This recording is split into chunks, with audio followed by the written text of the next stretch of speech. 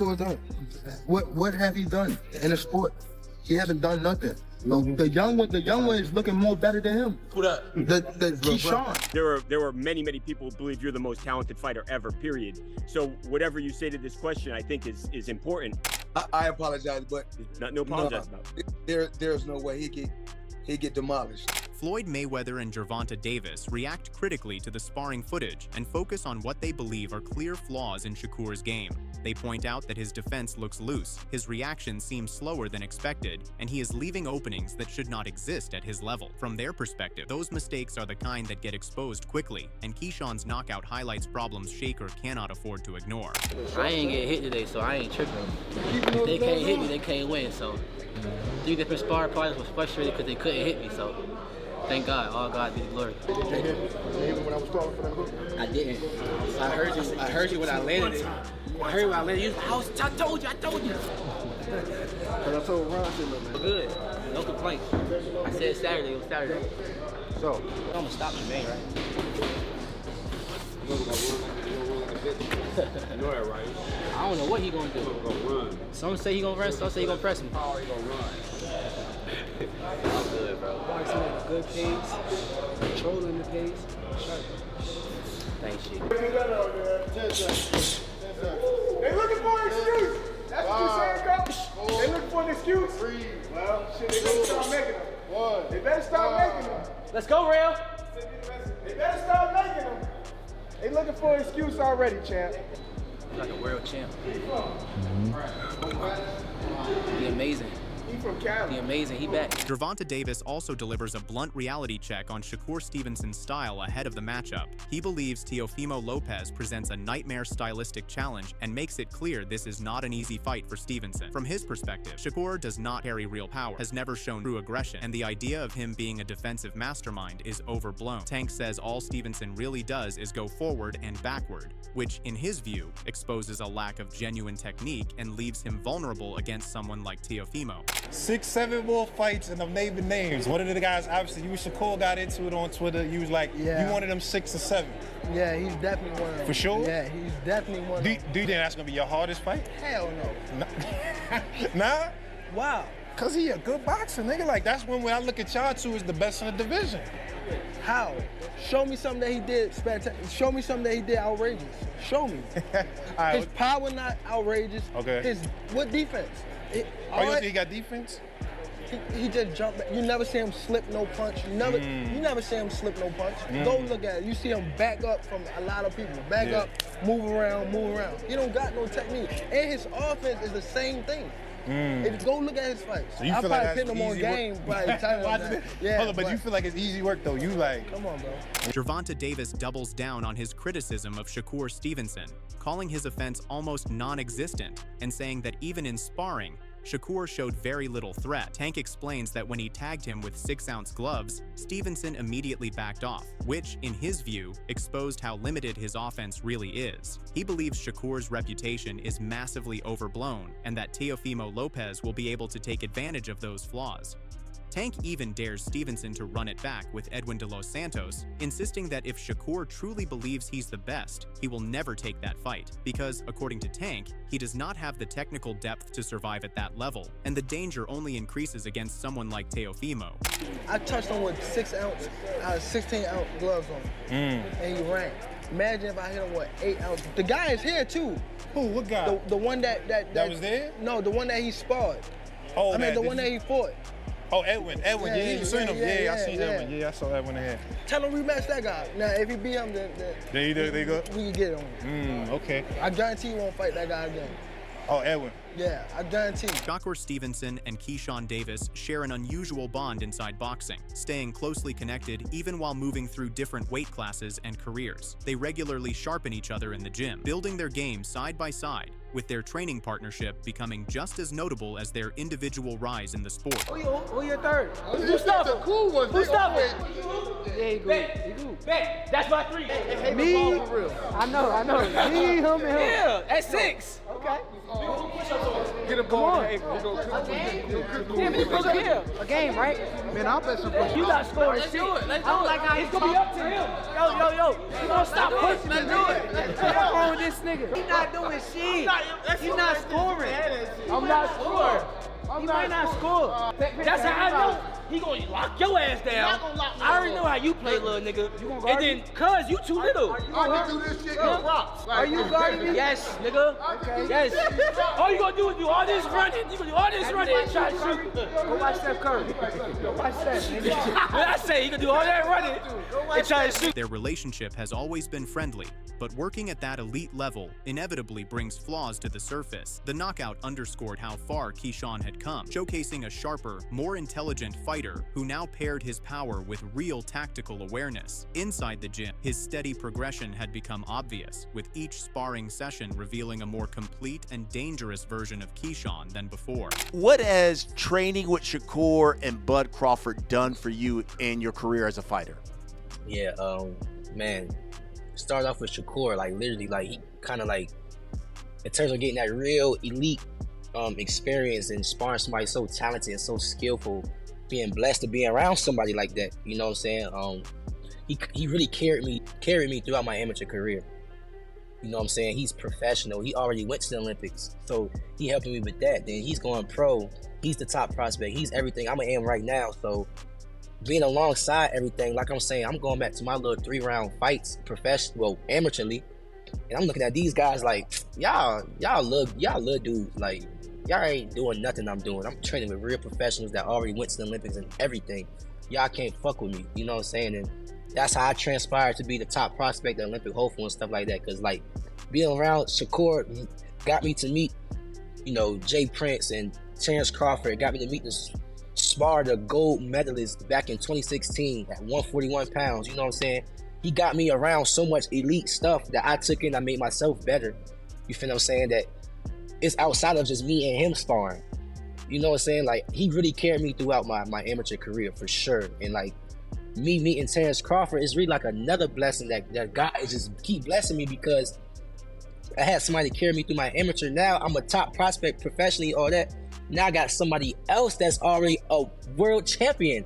It's like every level I get to, I meet somebody that I really like take in that's already like 3 or 2 steps ahead of me. You know what I'm saying? So it's really a blessing, and that's why every time, like after a fight, I always say, I'm just living this out. I don't got no plans with professional boxing. God is just really putting me in positions that he want me to be in, and I'm just living it out. Keyshawn Davis said he was ready to measure himself against the very best in the division, explaining that he wanted the toughest possible matchups to prove he belonged at the top. He made it clear he was chasing elite competition and was driven by the idea of establishing himself among boxing's top names. At the same time, he repeatedly stressed that a professional fight with Shakur Stevenson would never happen. Despite the public curiosity and constant calls for that matchup, he explained they had agreed long ago to never face each other, with that decision rooted in their friendship and the respect they shared for one another. Man, you're in a great division. When you talk about the lightweight division at 135, I mean, you got Shakur, you know, your homie, you got Gervonta, you got Isaac Cruz, Devin Haney, and I read where you said, I'm ready for a world title shot now. Do you believe that, though, that Keyshawn Davis is ready to step into the ring with one of those guys and fight for a world title? Truth be told, Brian, I literally just got off the phone. I just hung up the phone with Shakur saying I got to do an interview with you, and I'm like, cool, what you think? Like, because I'm a person that really believes in myself, you know? Yeah. So I want to get other people's opinions too. Like, am I tripping, or do what I really believe, is that true? Is other people believe that in them too? And he like, bro, what you believe in, keep believing in that, because I believe in it too. I feel like you're ready for them top. I said, cool, you think I'm ready for them top guys, like those real top guys? Because I feel like I am. He said, bro, I feel like you can fight anybody you want to fight. And he said, anybody. So I'm like, damn, okay. Keyshawn Davis stressed that his sparring with Shakur Stevenson was purely training and not meant as a personal attack or disrespect. The two share a bond that goes far beyond boxing. They first met as amateurs, sparring and training together as kids, and over the years, built a friendship rooted in shared experiences and mutual respect. Davis often highlights how they grew up watching each other develop, push through challenges, and support one another during difficult personal moments, making their connection about much more than just fights in the ring. So he coming to our gym, so I'm hearing about it. I'm like, yo, who is this Shakur Stevenson dude? Everybody keep talking about it in our gym. Like, yo, he just won the Junior Worlds. You know, when you go overseas and you fight. I'm like, he just won the Junior Worlds for real? I'm like, okay, so he should be nice. So long story short, he get there. I see him, right? So, you know, he light-skinned, you know, curly hair. I'm like, this dude you been talking about? This the dude y'all talking about? Like, I'm like, man, ain't no way he good. I'm about to beat him up, right? Long story short, you know, like, he signed up with us, days go by, we training with him, everything cool for real. He cool for real. Like, ain't nothing personal, you know? I'm just talking trash, like at 14, you know what I'm saying? I'm just talking trash. Boom, sparring day come. I'm confident. I'm knowing I'm about to go in here and beat him up, right? Man, I get in the ring, man. Why I cannot hit this man, right? I cannot hit him, but he touching me. So I'm like, oh, this.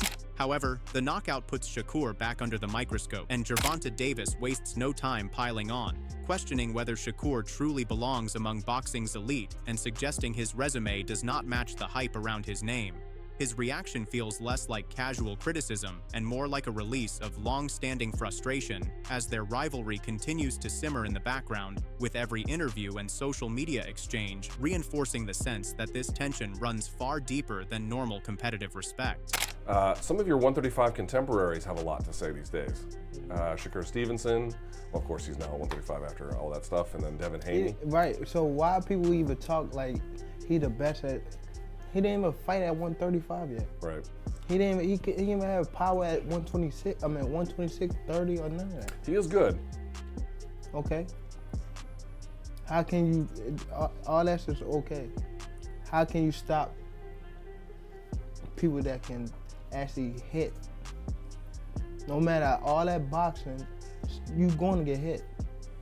What you gonna do when you get hit? Shakur Stevenson shares that his issues with Gervonta Davis go beyond simple criticism, pointing to mindset and energy as the root of the tension. He believes that as Tank grew older and more established, his dismissive attitude shifted into open hostility, revealing that he sees Stevenson as a real threat. Shakur notes that Davis visibly reacts whenever his name comes up, and he interprets that irritation not as disrespect, but as insecurity, proof that Tank understands the danger Stevenson represents in the division, even if he downplays it publicly. There was a time where you guys were pretty cool, right?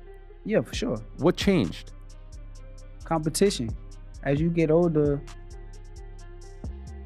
you start to know what competition is, and he kind of looked at me like, I feel like I was a threat, which is rightfully so. Like, I don't blame him for the way that he looked at me, but it is what it is. It's two guys that just want to be the best in our sport, and we were ready to lay it all on the line. Did he say to you like, yo, I don't want to be friends, or we can't, or is it just like a gradual thing where it started to become more distant?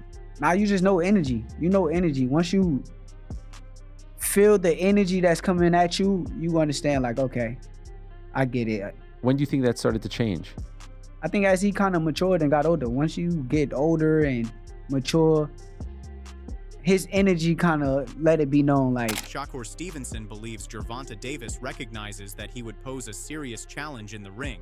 He also highlights a key difference in their mindsets. Tank approaches the sport with a me or nobody mentality, while Shakur thrives on testing himself against the best, proving his place at the top by taking on elite competition head on. You know, getting to the level that you're at now. He knew exactly.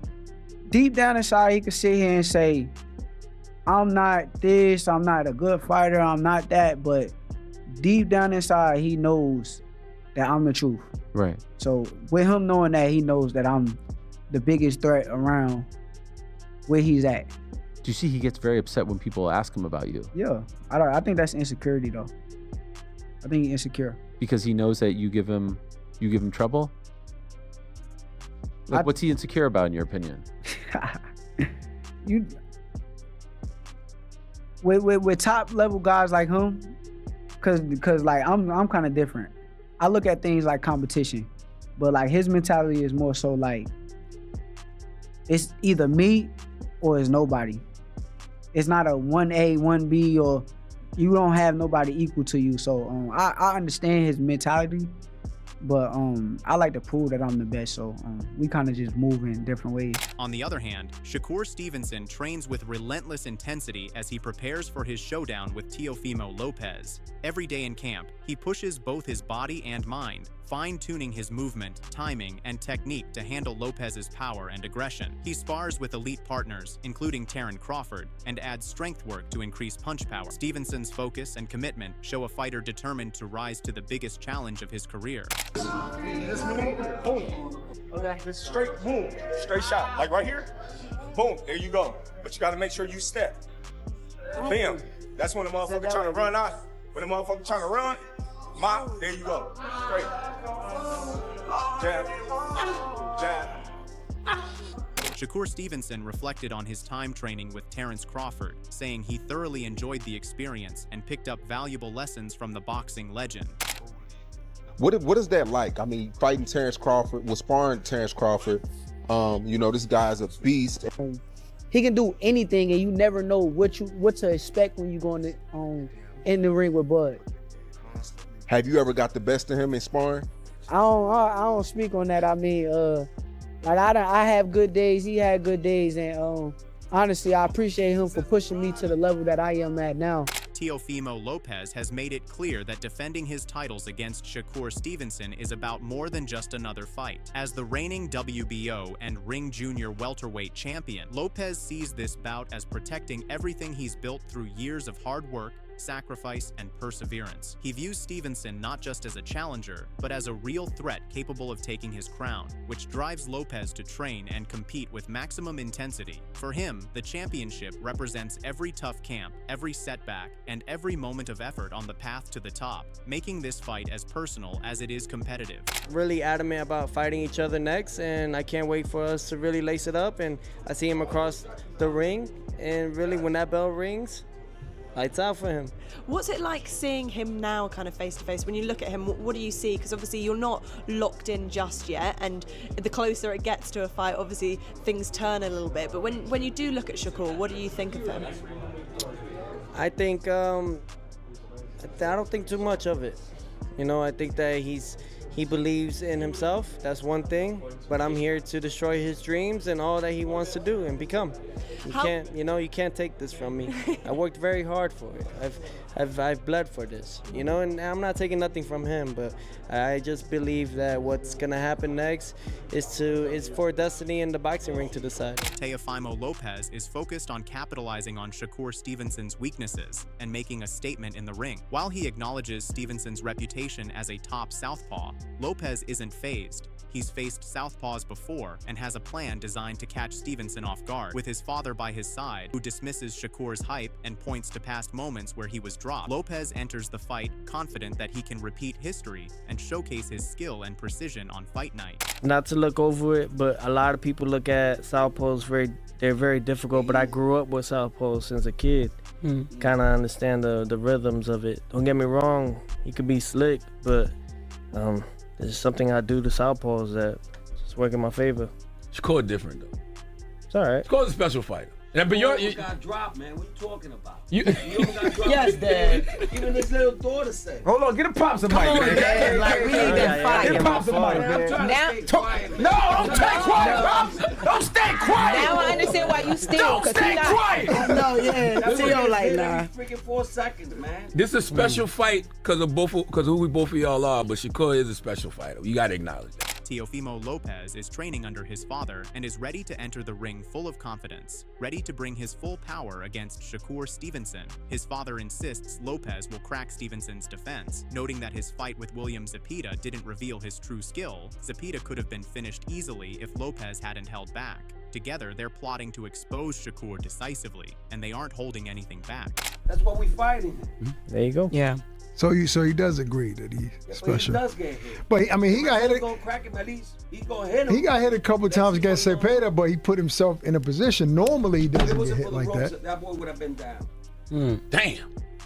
Shakur Stevenson also spoke confidently ahead of his fight with Teofimo Lopez, emphasizing that his camp preparation is locked in and fully on track. With just days left until fight night, he stressed that Lopez will need the same level of discipline to meet the challenge, highlighting Shakur's focused, professional approach and readiness to perform at the highest level.